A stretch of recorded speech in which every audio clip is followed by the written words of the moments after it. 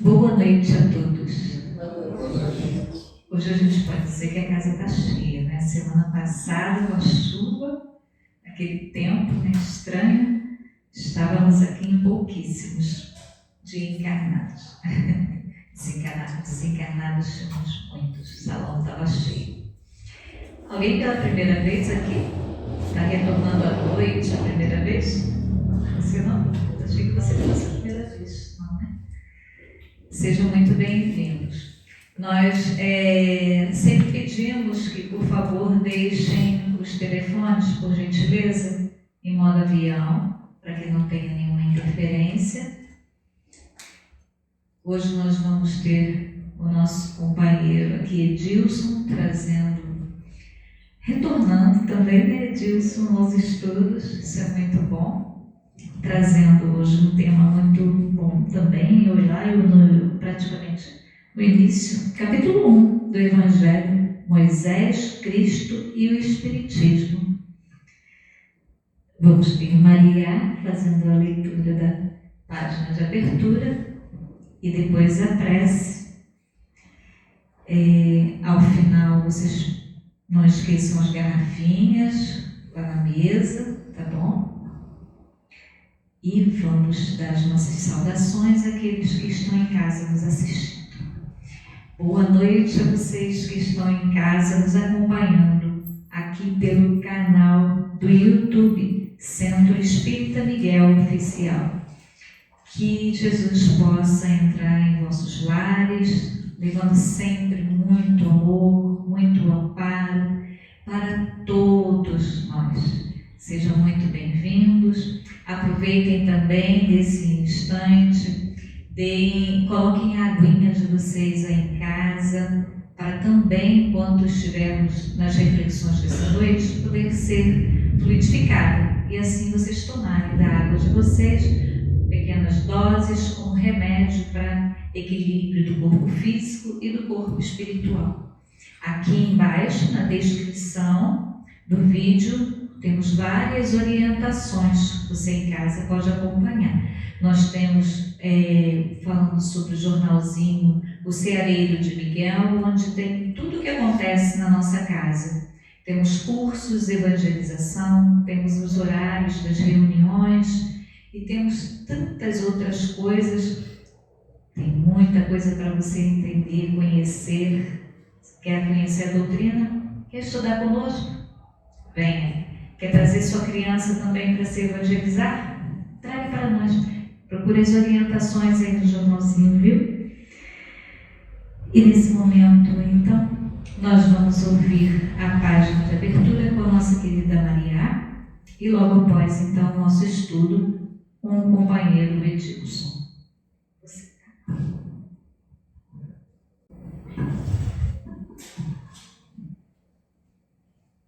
Do livro Fonte Viva, do Francisco Cândido Xavier, pelo Espírito Emmanuel. Lição 111. Fortaleçamos-nos, sede fortalecidos no Senhor. Paulo, Efésios, capítulo 6, versículo 10. Há muita gente que se julga forte nos recursos financeiros que surgem e fogem, na posse de terras que se transferem de dono, na beleza física que brilha e passa, nos parentes importantes que se transformam, na cultura da inteligência que muitas vezes se engana, na popularidade que conduz à desilusão, no poder político que o tempo desfaz, no oásis da felicidade exclusivista que a tempestade destrói. Sim, há muita gente que supõe vencer hoje para acabar vencida amanhã. Todavia, somente a consciência edificada na fé pelos deveres bem cumpridos à face das leis eternas consegue sustentar-se invulnerável sobre o domínio próprio. Somente quem sabe sacrificar-se por amor encontra a incorruptível segurança. Fortaleçamos-nos, pois, no Senhor e sigamos, de alma erguida, para a frente, na execução da tarefa que o Divino Mestre nos confiou. Graças a Deus, que possamos assim nos sentir fortalecidos pelo amparo do nosso Mestre Jesus, fortalecidos pela bendita luz de Maria, Mãe Santíssima, e de todos os amigos espirituais trabalhadores da nossa Casa de Miguel. Agradecemos, Senhor, por essa oportunidade de estar aqui. Agradecemos por sempre poder ter uma oportunidade de refletir em cima dos Teus ensinamentos, Senhor. Cada vez que conseguimos chegar a uma reunião para escutar aquilo que algum irmão vem trazer para nós como ensinamento. Hoje, Senhor, em especial, nosso companheiro Edilson está aqui, trazendo mais um tema do Evangelho lá no capítulo inicial. Então, nós pedimos, ilumine seus pensamentos, a sua mente, para que ele possa, Senhor, de uma forma clara, trazer esses ensinamentos da noite de hoje. Ainda pedimos, Senhor, fluidifique as águas que se encontram nos vários, que se encontram ali na mesa, para que elas possam receber as vibrações necessárias, os fluidos necessários, Senhor, que transformarão essa água em remédio em busca de trazer o equilíbrio ao corpo físico e ao corpo espiritual. Ainda pedimos, Senhor, para que possa olhar pelos médiuns passistas, que suas mãos, Senhor, possam irradiar através das mãos deles essas vibrações necessárias que serão transmitidas a todos os nossos companheiros. E assim, diante dessa grandeza, Senhor, da noite que nos preparou hoje, pedimos então a permissão para iniciarmos o estudo dessa noite. Que assim seja, graças a Deus, graças a Jesus. Obrigada, Maria. Edilson, agora é com você, tá bom? Gente, vamos lá. Muito boa noite a todos. Muito bom voltar aqui, ver algumas figuras que eu não vejo há muito tempo, né? Outras que eu vejo regularmente, mas sempre bom vê-los. Como a Kátia disse, a gente vai tentar, né, fazer aqui uma releitura do capítulo 1 do Evangelho segundo o Espiritismo, onde o Kardec faz uma reflexão bastante interessante sobre as 3 revelações. A gente já deve ter lido isso antes, mas a gente vai tentar fazer uma linha de raciocínio em cima da apresentação que a gente vai mostrar. É você que está aí, pensei que fosse pedindo. Vamos lá, então. Então, Kardec, assim, vamos tentar ver o significado dessa palavra revelação, porque o tema trata das 3 revelações. O que seria a revelação, né? Lá na Gênesis, o Kardec coloca o fundamento da palavra revelar, do latim revelare, cuja raiz velum, véu, significa literalmente sair de sob o véu, né? Sair debaixo de um véu. E figuradamente, né, tem o significado de descobrir, ou seja, dar a conhecer uma coisa secreta que não é ainda conhecida, né? É desconhecida. Só que tem um outro entendimento que eu achei bastante interessante de colocar, é que ele diz o seguinte, que a característica essencial de qualquer revelação é a verdade. Então, por detrás de qualquer revelação, tem que haver uma verdade. Se não houver uma verdade, não é uma revelação. E aí, ainda coloca, né, lá na Gênesis, e aí tem a ver com o tema que a gente vai falar, porque a gente vai falar das revelações trazidas através de missionários, né, que a revelação é sempre feita aos homens, é sempre feita a homens predispostos. Predispostos, a gente como espírita sabe que essa predisposição é um preparo anterior, né? Designados sob o nome de profetas ou messias, isto é, enviados ou missionários incumbidos de transmitir aos homens. O Kardec, ainda na Gênesis, ele fala, ele dá uma amplidão a esse significado da palavra revelação de uma forma geral para todas as coisas, inclusive para as ciências. né? Ele coloca como reveladores aquelas pessoas que também vêm nos trazer conhecimento através da astronomia, da ciência. Ele diz assim, do ponto de vista da ciência, todas as ciências que nos trazem conhecer os mistérios da natureza são revelações e pode-se dizer que há para a humanidade de revelação. Então, todos aqueles cientistas, ele fala sobre Copérnico, Galileu, Laplace, Newton, esses porque são os cientistas da época de Kardec. Ele não conhecia Einstein, não conhecia outros cientistas e outras várias ciências que de lá para cá vieram se desenvolver. Mas ele coloca de uma forma geral que esses aí também eram reveladores, mas não no sentido de trazer o conhecimento da lei divina, que é o que a gente vai tratar hoje, né? Então, falando de conhecimento da parte moral, do conhecimento das revelações que vêm de Deus, a gente pode entender que essa revelação divina, que Deus vem nos desvendando ao longo dos tempos, ela é progressiva, ela tem uma concatenação, tem um sentido, e precisa haver esse sentido. Porque a humanidade ela precisa ter conhecimento para poder receber alguma informação que faça sentido para ela, né? Então, a cada época, a humanidade recebe conhecimento que ela pode suportar, que ela pode, como é que se diz? Que ela pode receber e entronizar, aprender, né, com isso. Então, assim, portanto, a revelação divina acontece em etapas, né? E a gente pode dizer que é uma jornada pedagógica, onde Deus, na sua sabedoria, ele vai revelando gradativamente esse conhecimento, respeitando a maturidade da humanidade. Não é isso? E nesse capítulo aqui, o Kardec vai fazendo isso aí de uma forma bem didática, como ele sabe muito bem fazer isso.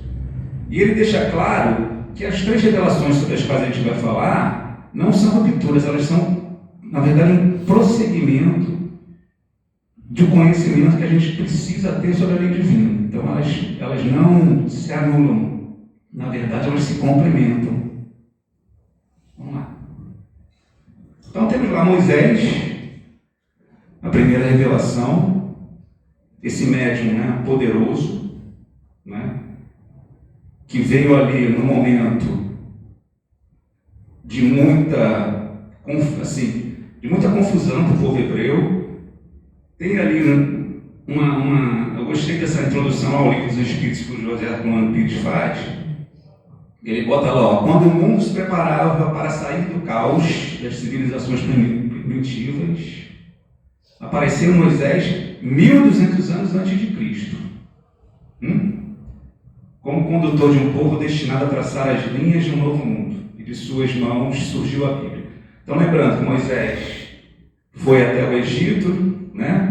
Conseguiu fazer através da sua força moral, da sua mediunidade, ele conseguiu retirar, né, aquele povo dali e os levou até o deserto, não foi isso? Né?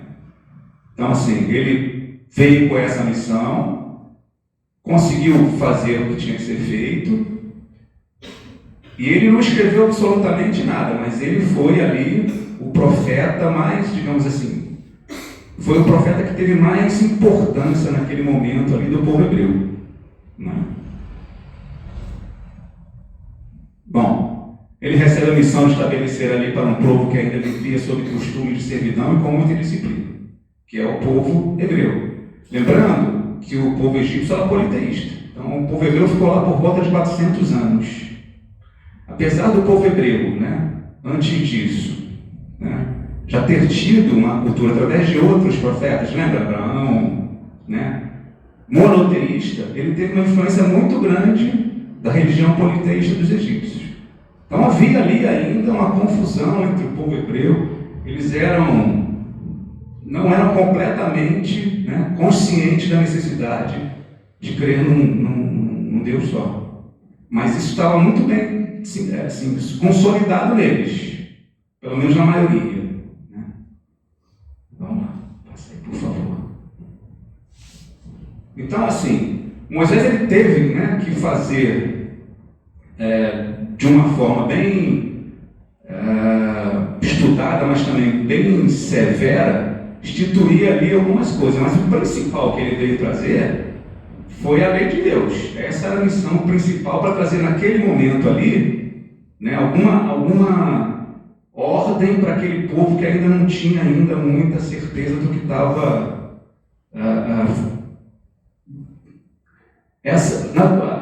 fundamentalmente, o Moisés veio trazer é a questão de um Deus único e justo. Mas essa justiça, para aquele povo que ainda era muito rude, ela não podia vir como Jesus, através de palavras como Jesus trouxe, através de amor. Então, para eles, tinha que ser uma coisa mais perto da lógica que eles tinham. Por isso a questão da lei de talião, da necessidade de você me roubou, eu vou te roubar. Se você cortou minha mão, eu vou cortar sua mão. Se você fez alguma coisa contra mim. Então, era mais ou menos, as leis civis de Moisés eram nesse nível, né? Então, a lei mosaica ela possui duas partes: a lei de Deus, que são os 10 mandamentos, e aí a gente lembra daqueles 10 mandamentos, eram mandamentos bem necessários naquele momento, né? E o Kardec fala aqui, e desses mandamentos, a gente vê ali, claramente, que são 7 mandamentos que dizem assim, ó, não faça isso, não matarás, não cometereis adultério, não desejarás a mulher do próximo, não furtarás, não dirás falsos testemunhos, e somente 3 são afirmativas. Os outros 7 mandamentos são negativos, né? Então, assim, a lei de Deus ele é promulgada no Monte Sinai e ela baliza ali naquele momento, né, toda uma nova forma de pensar do povo hebreu, né? Lembrando que essas leis de Deus foram recebidas por Moisés lá no Monte Sinai, vocês devem lembrar, né? Daquela forma que a gente lembra também. Ele subiu lá, recebeu aquelas tábuas, né, utilizando a mediunidade dele, né, lembrando que foram impressas em pedra, através de a literatura diz que foi através de fogo. Então foram impressas ali através do fogo, e muito provavelmente, né, teve ali um fenômeno de escrita direta, né? Uma pneumatografia junto com, com fogo. Então, mas isso somente um médium de efeitos físicos, né? E um médium poderoso como Moisés poderia fazer. E lembrando também que quando ele desce, daí a lei civil necessária naquele momento, vocês se lembram quando ele desce?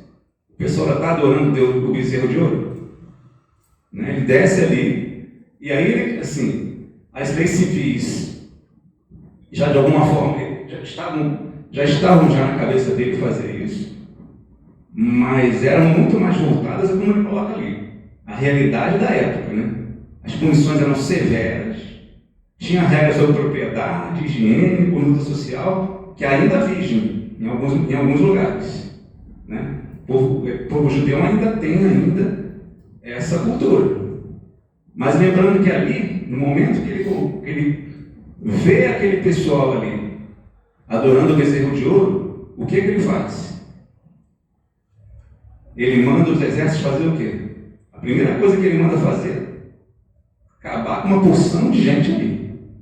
É para você ver como é que era o negócio, não era brincadeira, né? E ele mata mesmo. Ele mandou os exércitos matarem as pessoas. Isso aí está de acordo com a lei de Deus? Não está de acordo, mas na lógica dele aquilo era necessário para trazer, né, ordem para aquele povo. E aí Moisés se acertou com Deus depois ali, né? Dizem que ele veio a ser a reencarnação de Elias, depois de João Batista, por isso, alguns dizem, por isso a decapitação de ambos, né? Como ele dizem, mas assim, o fato é que essa parte não estava dentro daquelas leis de Deus que foram recebidas lá no Monte Sinai. Vamos lá. Então, todas as demais leis estabelecidas por Moisés, né, além dos 10 mandamentos, que são leis de Deus, Deus instituiu ali, e ele foi um instrumento para trazer para nós, foram instituídas as leis civis, porque ele é obrigado a manter, um respeito muito grande, e ele usava Deus como recurso para isso. Ele é obrigado a manter pelo temor um povo naturalmente turbulento e disciplinado, no qual tinha de combater alguns abusos arraigados e preconceitos adquiridos durante a servidão do Egito. E além disso, para dar autoridade às suas leis, o que ele fazia? Eles atribuíam a ordem divina. Então, assim, esse Deus aqui é que está instituindo essa lei e ela tem que ser assim, dessa forma. E o pessoal se sentia respeitando aquele Deus que tinha poder, que tinha força, e a demonstração dessa força era através de Moisés, ficava receoso de não fazer as coisas que estavam ali instituídas na lei civil. Então, para eles, aquele Deus ainda era um Deus justo, mas vingativo. Era uma justiça que existia, mas era um Deus assim meio rancoroso, Só a ideia de Deus, só a ideia de um Deus terrível podia impressionar homens ignorantes. Isso foi o Kardec que concluiu. Vamos lá, passa aí. E aí, vamos lá, depois de Moisés foi 1200 anos antes de Cristo, não foi? Cristo foi depois de 1200 anos. Mas nesse meio tempo a gente deixou de receber reveladores, outras pessoas que pudessem trazer fora dos ensinamentos de Moisés, que era limitado ali a uma região da Palestina, por ali. Não, a gente não deixou. A gente continuou recebendo outros espíritos, missionários, médiuns, que trouxeram a mensagem de Deus. Aí eu fui buscar lá no Consolador, eu sempre tive essa dúvida, eu tinha uma dúvida com relação eles vieram muito simultaneamente, Eu fiz até um relato aqui, tanto o Buda, quanto Confúcio, Sócrates, Platão, eles vieram aproximadamente 500 anos antes de Cristo, mas mais ou menos na mesma época, nasceram em algumas determinadas regiões da Terra, mas mais ou menos ao mesmo tempo. E aí a pergunta que está lá é o seguinte, devemos considerar como profetas somente aqueles a que se referem às páginas do Velho Testamento, lembrando que profetas são aqueles mensageiros que trazem a mensagem de Deus, aquele significado que a gente viu no começo. E aí eles respondem assim, além dos ensinamentos legados por Elias ou Jeremias, que são do Velho Testamento, temos de convir que numerosos missionários do plano superior precederam a vida do Cristo, distribuindo no mundo o pão espiritual de suas verdades eternas. Aí ele coloca, eu fui buscar esse nome que eu não conhecia, Caquiamuni, que é Buda, Confúcio, Sócrates, foram igualmente profetas do Senhor, na gloriosa preparação dos seus caminhos. Se desenvolveram ação distante do ambiente dos costumes israelitas, pautaram a missão no mesmo plano universalista em que as tribos de Israel foram chamadas a trabalhar, mas particularmente pelo progresso religioso do mundo. E por que isso? Quem é que determinou que eles viessem naquele momento, naquela época, depois de Moisés, trazer um conhecimento? Para que preparo estava sendo realizado? Por que isso veio nessa época? Quem é que estava coordenando essas ações? Quem que coordenava essas ações e continua coordenando hoje? Vamos lá. Quem é? Quem é o governador espiritual da Terra? Quem é aquele espírito que estava lá 4,5 bilhões de anos atrás, co-autor do nosso planeta junto com Deus, co-criando o nosso planeta junto com Deus? Quem é essa pessoa que vem ao longo desse tempo todo, planejando toda essa evolução moral e espiritual que a gente está tendo? Ele vem, depois de 1.200 anos de Moisés, depois de 500 anos de Sócrates, Buda, Confúcio, ele vem com uma mensagem diferente, com uma forma diferente de tratar, dentro de um povo hebreu que ainda vivia, né, sob as leis de Moisés, né? Ok, vieram alguns predecessores antes dele, alguns profetas que falavam um pouco diferente. Veio João Batista, veio alguns antes deles. Mas nada tão, e aí eu posso falar, disruptivo quanto Jesus, né? Só que ele fez isso, mas ele também diz, olha o que ele diz: não penseis que vim destruir a lei, que é o título do capítulo 1 do Evangelho. Ou os profetas, não vim para destruí-los, mas para dar-lhes cumprimento. Dar-lhes cumprimento no sentido da gente entender aquelas leis que Moisés trouxe da forma correta, da forma adequada. Não como um Deus vingativo, mas como um Deus Pai, né? Porque em verdade vos digo que o céu e a terra não passarão até que não se cumpra tudo que está na lei. Até o último J, ou seja, até a última vírgula, até o último item ali, né, das leis de Deus serão cumpridos. Ele tem essa missão, está cumprindo essa missão. Passa aí.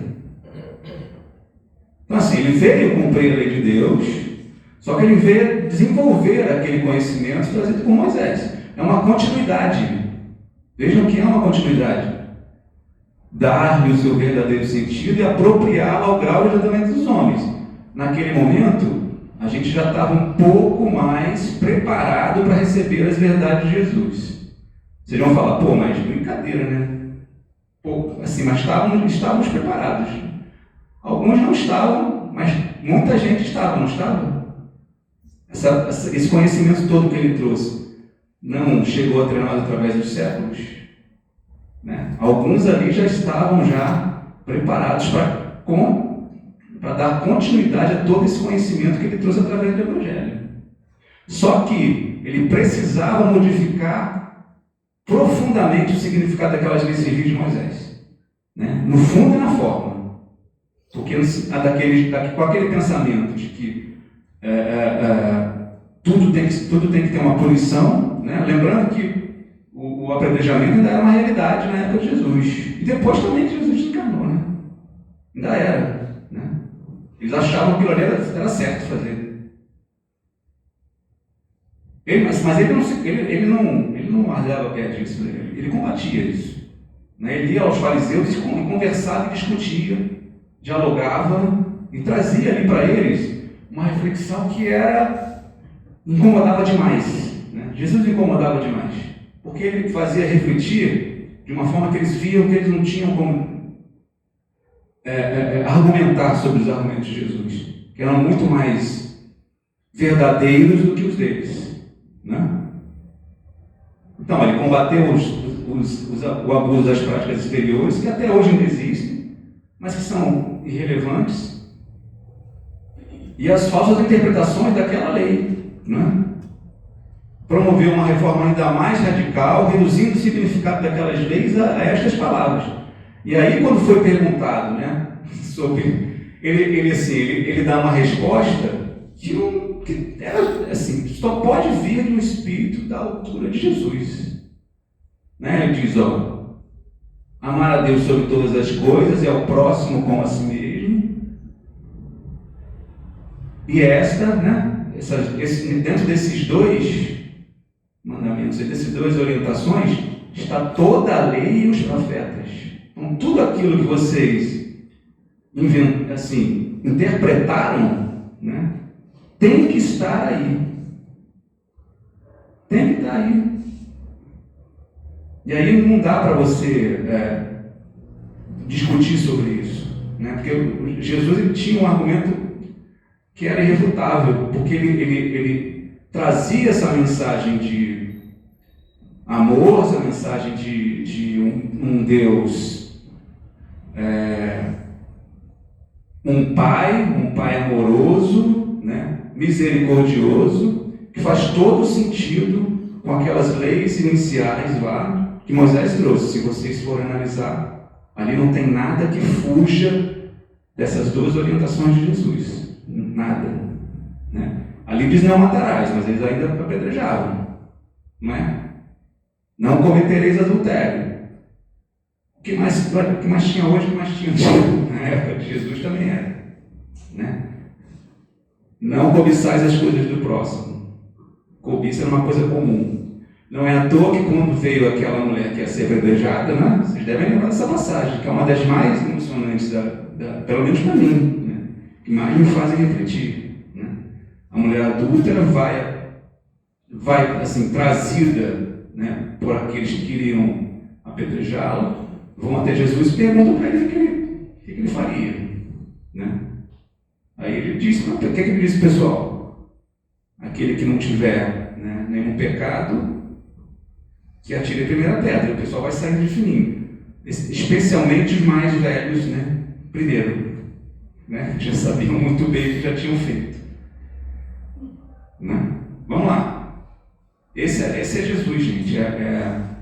Por isso que eu coloquei aquela foto lá dele sorrindo, porque é uma coisa que não dá para a gente explicar, né? É uma coisa que transcende o nosso entendimento. A gente está estudando os ensinamentos dele até hoje, o Evangelho até hoje, e até hoje a gente não consegue entender direito, né?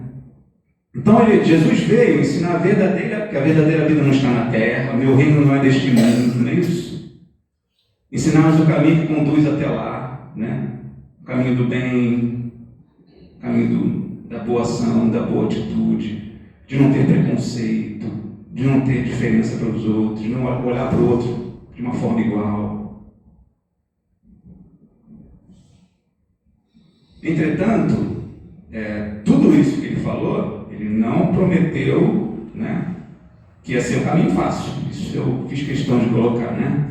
Ele falou que ia dar trabalho, né? Ia dar trabalho. Então, assim, a palavra de Jesus nesse particular não padece de qualquer dúvida, pode passar. Ele diz pra gente, olha o que ele falou. Se alguém quiser vir após mim, renuncie a si mesmo, tome a sua cruz e siga-me. Renunciar a si mesmo, tomar a sua cruz. Isso não é caminho fácil. Amai os vossos inimigos, ele disse. Orai pelos que vos perseguem e caluniam, ele orientou. Bendizei os que vos maldizem, ele orientou. Emprestai sem nada esperardes. Não julgueis para não serdes julgados. Tudo isso através das parábolas, dos diálogos. Entre vós, o maior seja o servo de todos. O maior seja o servo de todos. Se a gente utilizasse isso hoje no mundo, não seria muito melhor. O que a gente vê é o contrário. Buscai a porta estreita. Eis que vos envio como ovelhas ao meio de lobos. No mundo terei tribulações. Então, tudo isso já era uma antecipação do caminho, né, do trabalho que a gente ia ter para conseguir esse reino dos céus que ele tanto falava. Então, assim, mediante afirmativas tão claras, não dá para pensar, né, que Cristo falou que a gente ia ter vida fácil. Não ia ter. Né? Mas a recompensa que a gente tem pelo esforço próprio, nos melhorarmos, nos tornarmos espíritos melhores, né, capazes de parar de ser amparado e amparar, é enorme. Né? É isso que a gente sente quando ajuda uma pessoa, é isso que a gente sente quando tem alguma coisa que a gente faz para uma pessoa que retira ela de alguma condição de desespero, de doença, seja lá qual for, né? É isso que ele queria, ele veio ensinar para a gente. E mais do que ensinar, veio exemplificar, que é muito mais, que vale muito mais, né? Vamos lá.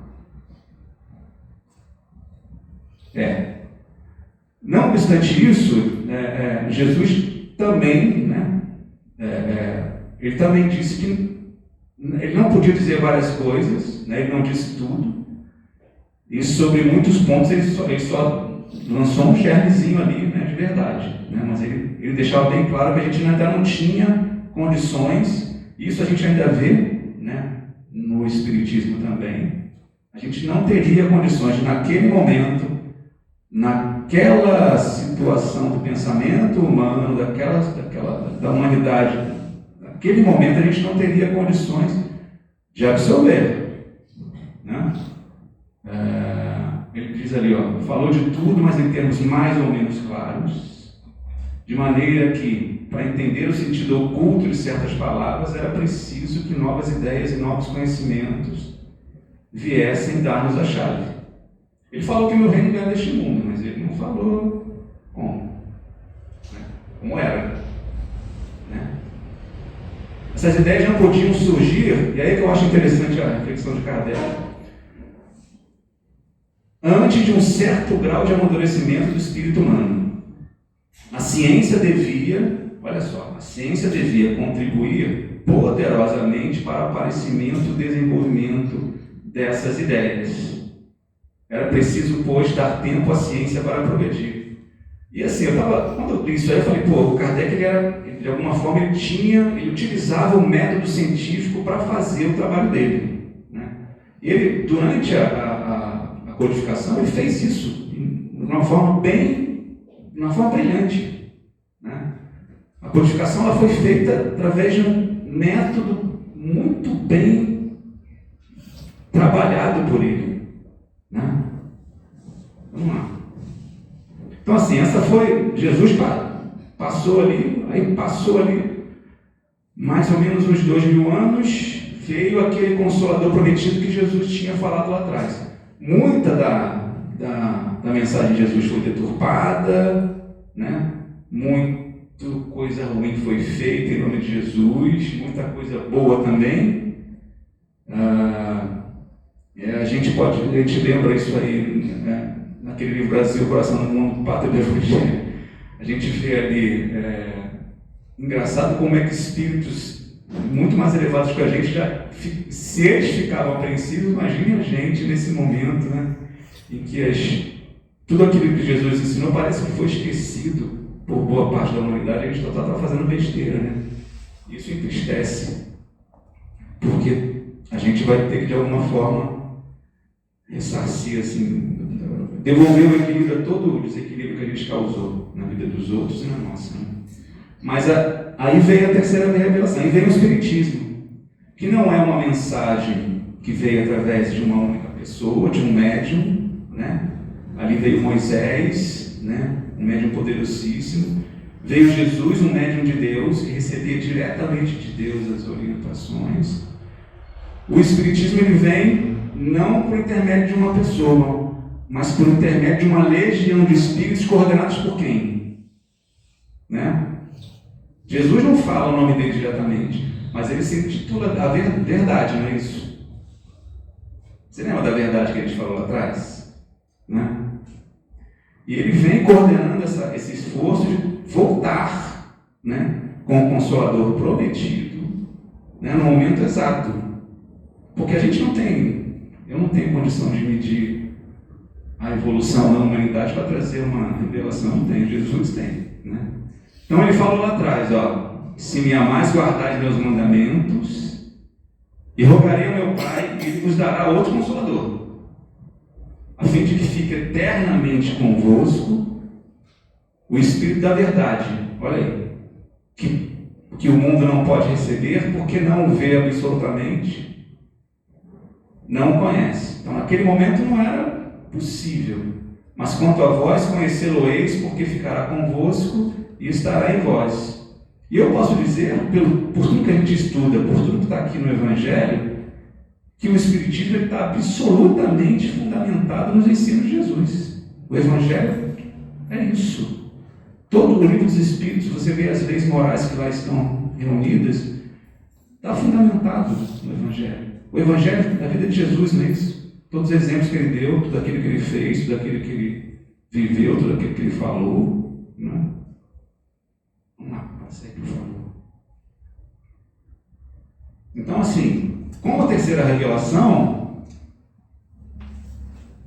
a relação entre o Espiritismo e o Consolador prometido está no fato da doutrina espírita preencher todas as condições anunciadas por Jesus. Como assinala Kardec diz assim, o Espiritismo vem abrir os olhos e os ouvidos de todos, pois fala sem figuras. Você lembra de revelação que é tirar o véu? Né? Nem alegorias, e levanta o véu intencionalmente lançado sobre certos mistérios. É bom você ter conhecimento, você lembra que você ter conhecimento é bom sobre, você colocar coisas sobre um véu, porque isso, a ignorância, né, é uma forma de controlar as pessoas, não é isso? Né? O Espiritismo vem tirar esse véu, ele vem tirar esse véu desses mistérios, né? Tudo que era fantástico, miraculoso, maravilhoso, vem o Espiritismo e vem explicar por quê, como, de que forma. E o que eles ainda não podem explicar, eles avisam, olha, nesse momento você ainda não tem condições. A gente pode explicar até aqui. Se eu for mais a fundo, você não vai entender, não adianta. No livro dos Espíritos eles não falam assim em vários momentos. Então, assim, além disso, trazendo a consolação a todos os que sofrem. Porque é o Consolador, gente. Traz uma verdade, desvenda esses mistérios, mas traz consolo, porque ele traz uma mensagem de esperança. Olha lá, o Espiritismo ele nos mostra esse mundo não mais como sobrenatural. Isso é Kardec falando, no capítulo 1. Pelo contrário, como uma fonte de uma infinidade de fenômenos até então incompreendidos. O fenômeno mediúnico sempre houve, não houve? A gente hoje está estudando mediunidade, fala com mediunidade, como é? Porque foi uma mediunidade cinematográfica lá, Moisés lá estava lá em cima, era médium, de efeitos físicos, ele tinha também uma intelectualidade muito grande, foi lá, a espiritualidade aproveitou, lá, fez um fenômeno lá e desceu, grafou lá na pedra os 10 mandamentos. E naquela época, como é que ele chegou lá? Eu sou Moisés aqui, Deus me deu isso. Ninguém entendeu nada. Falou, poxa, esse cara tem algum poder aí que eu não sei o que é. Mas agora a gente sabe, né? E por essa razão, rejeitados para o domínio do fantástico e do maravilhoso. E a igreja utilizou também isso muito bem, né? Durante muitos anos. É a essas relações que o Cristo se refere em muitas circunstâncias. E é por isso que muitas coisas que ele disse ficaram ininteligíveis ou foram falsamente interpretadas. Lá atrás, quando a gente ainda não tinha o conhecimento disso e não tinha a ciência para nos apoiar nesse conhecimento, nessa reflexão, nessa possibilidade de entender o que acontece. Né? Imagine se a gente querer estudar um pouco a questão fluidoterápica sem entender de magnetismo. Fica complicado, não fica difícil? Fica mais difícil. Como é que eu vou explicar? Então, o Espiritismo é a chave que nos ajuda a tudo explicar com facilidade. Daí algumas reflexões que o Kardec colocou aqui, que vale a pena a gente ler. O Espiritismo não está personificado em ninguém, isso é claro, porque é o produto do ensinamento dado não por um homem, mas pelos Espíritos, que são as vozes do céu, enviados por quem? Por Jesus, pelo governador planetário. Em todas as partes da Terra e por inumerável multidão de intermediários. Ele fala isso porque, você lembra que eu falei do método científico? O método dele era, ele pegava mensagens de não sei quantos centros, milhares, 1000, ou mais, e fazia um trabalho de verificação se tinha coerência, cada uma delas com o que ele estava lendo. Aquelas instruções dos Espíritos que a gente vê aqui no Evangelho, no capítulo 1 tem até uma instrução de um Espírito que não foi colocada por acaso. Estou falando demais, né? Não foi colocada por acaso de um Espírito israelita. É uma dessas mensagens que foi recebida lá por ele e foi colocada lá com um sentido. O Espiritismo vem cumprir na época predito que Cristo anunciou e preparar o cumprimento das coisas futuras. O Espiritismo está ou não está não vou dizer qualificando, mas nos deixando a par do que a gente precisa saber, conhecer, viver para um mundo de regeneração. Está ou não está? Então passa aí, que eu já passei demais, já dei o meu tempo. Então assim, para resumir e finalizar, essas são as 3 revelações que vieram, numa sequência lógica, nos trazendo conhecimento, nos trazendo possibilidade de evolução moral, de evolução intelectual. Mas, resumindo cada uma delas, o Moisés, ele veio trazer o quê? Moisés tinha poucos recursos, porque eram poucos recursos com as pessoas que lá estavam. Ele veio trazer fundamentalmente o conceito de um Deus único, justo, uma justiça divina que ela equiparava a punição. Por isso a lei civil foi criada. Era necessária naquele momento para aquele povo. Mas popularizar a identidade de um Deus único era necessária naquele momento. Mas era um Deus ainda, se você matou aqui, eu tenho direito de matar lá. Era assim. Hoje, graças a Deus, não é mais. Jesus veio revelar o quê? Revelação do amor. É o sentimento que Jesus veio, e a gente pode resumir na boa nova que Jesus veio trazer, a fundamentação do amor. Deus como um Pai amoroso e misericordioso, amar a Deus sobre todas as coisas e ao próximo como a ti mesmo, aqueles mandamentos que resumem todas aquelas leis em Moisés. E o Espiritismo, absolutamente fundamentado no ensinamento de Jesus, tudo aquilo que Jesus disse, a gente ratifica, só que a gente desvela uma realidade espiritual toda nova. Jesus já falava que o Espírito é imortal, mas agora eu provo que o Espírito é imortal. E eles vêm ao nosso encontro e falam exatamente como é. Esse intercâmbio com o mundo espiritual é absolutamente revelador. A gente consegue entender, através da doutrina espírita, e os espíritos vêm nos trazer esse conhecimento, como é que é a vida do outro lado, como é que é a vida numa outra dimensão.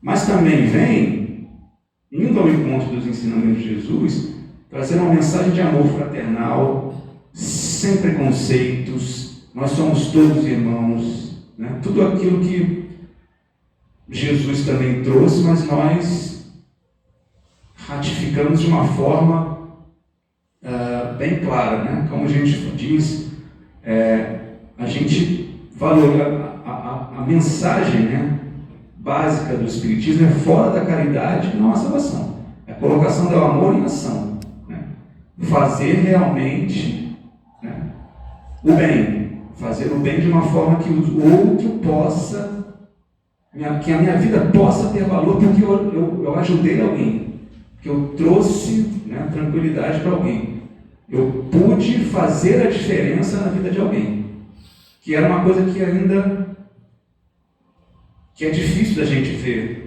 que a gente fazer com que as pessoas entendam que isso é que tem valor, E é isso, eu acho que eu falei demais já. É o fim. Então, muito obrigado. Desculpa se eu passei muito tempo, mas é a primeira vez que você perdoa.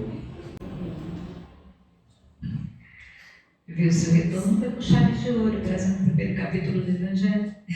Muito bom, bem, bastante esclarecedor para todos nós, mas não pense que é só isso, Vamos então, por favor, você faz a prece final para a gente? Vamos agora, depois de tanto esclarecimento, pelo menos para mim, é muito bom fazer esses estudos por causa disso. A gente vem agradecer essa possibilidade de aqui estarmos por estarmos num ambiente tão acolhedor, com esses amigos da espiritualidade, com outros tantos amigos que aqui estão conosco, essa possibilidade de esclarecimento, de fazermos parte de uma casa que nos acolhe, que nos ampara, de ter acesso a um conhecimento tão necessário ao nosso espírito, tão importante para o nosso desenvolvimento moral, esse conhecimento que a gente busca há tanto tempo, Senhor, mas o Espiritismo nos esclarece como utilizá-lo bem, como fazer de todo esse conhecimento que angariamos, toda essa moral tão necessária a nós, colocá-la em ação através do amor, através do amparo, através do acolhimento, através de uma palavra amiga, através de um abraço, através de um pão, através de uma palavra, de uma frase, seja lá o que for, Senhor. Nós queremos poder ser e fazer um pouquinho daquilo que nosso irmão maior, Jesus, veio nos ensinar, veio exemplificar e torce por nós para que tenhamos êxito, para que tenhamos sucesso, para que possamos deixar de ser aqueles que são amparados e passemos a amparar. Então é isso, Senhor, agradecer por tudo, agradecer esses irmãos da espiritualidade que nos acompanham, estão torcendo por nós, estão sempre ao nosso lado, nos dando possibilidade de reflexão. E é isso, agradecemos pela oportunidade de estarmos aqui e pedimos permissão para finalizar a reunião da noite de hoje. Graças a Deus que assim seja, graças a Jesus.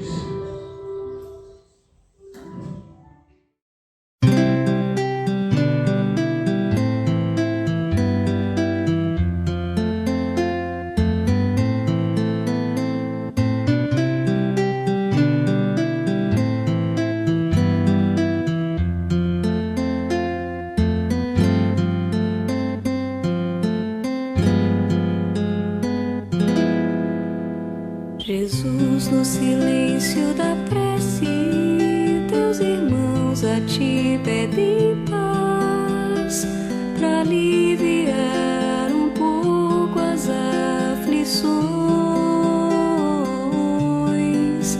Senhor, enxugai nosso pranto, precisamos do teu amor e sentir tua presença envolver nossos corações. Por isso vem, Jesus.